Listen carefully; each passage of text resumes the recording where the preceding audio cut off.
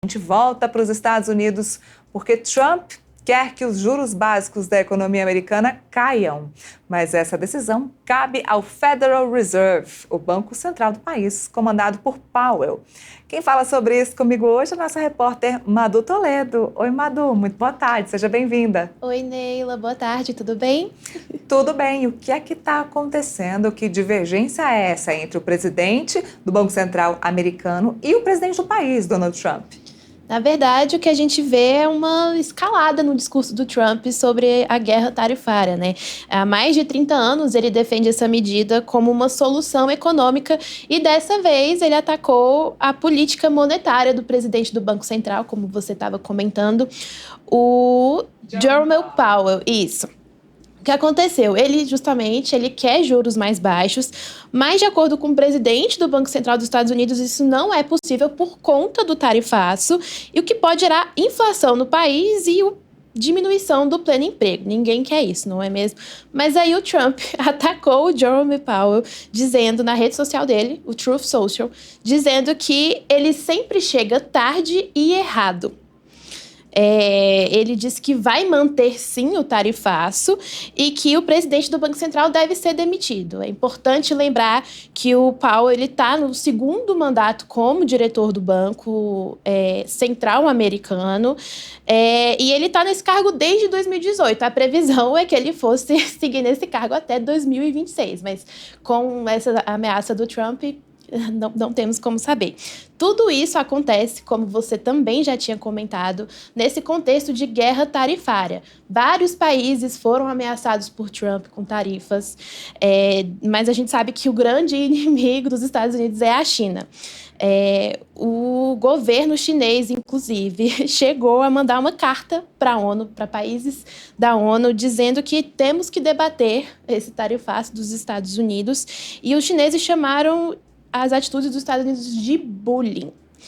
É complicado, né, Neila? Muito complicado. Inclusive, a China vem atuando de outras formas. China, que, como a Madu acabou de falar, acabou enviando uma carta para a ONU, e não só de ONU, nem só de ONU vive o governo chinês.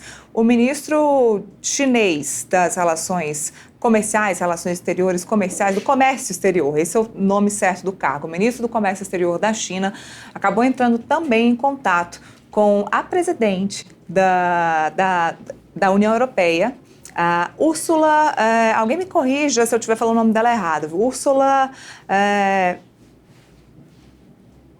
enfim, eu me esqueci, eu vou trazer o nome dela aqui para vocês, mas ele acabou ligando para ela, para a Ursula, para tentar negociar aí novos caminhos, novos mercados econômicos entre China e União Europeia. A história é a seguinte: von der Leyen, estão me contando aqui, ó. Ursula von der Leyen. Vai perdoando aí a apresentadora que não decora todos os nomes estrangeiros que se passam nesse boletim, mas vamos lá. O que acontece que a Madu estava dizendo que a China entrou em contato com a ONU, a China também entrou em contato com a União Europeia diretamente por meio da presidente da União Europeia, Ursula von der Leyen, para criar e abrir novos caminhos e novos mercados econômicos. Isso uma tentativa de retaliação aos Estados Unidos, que então tem essa taxa de 145% agora para a China.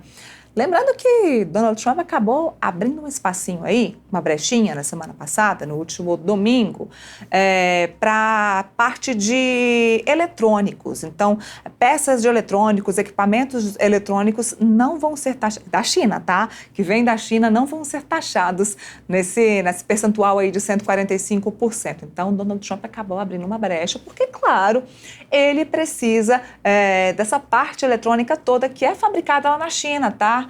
Não é fabricada nos Estados Unidos, não é à toa que os Estados Unidos acabaram abrindo essa brechinha, digamos assim, para os chineses, para os asiáticos. Eu vou agradecer muito a Madu. Madu, obrigada pela participação com a gente e volte mais vezes, por favor. Eu que agradeço. Obrigada, Neila.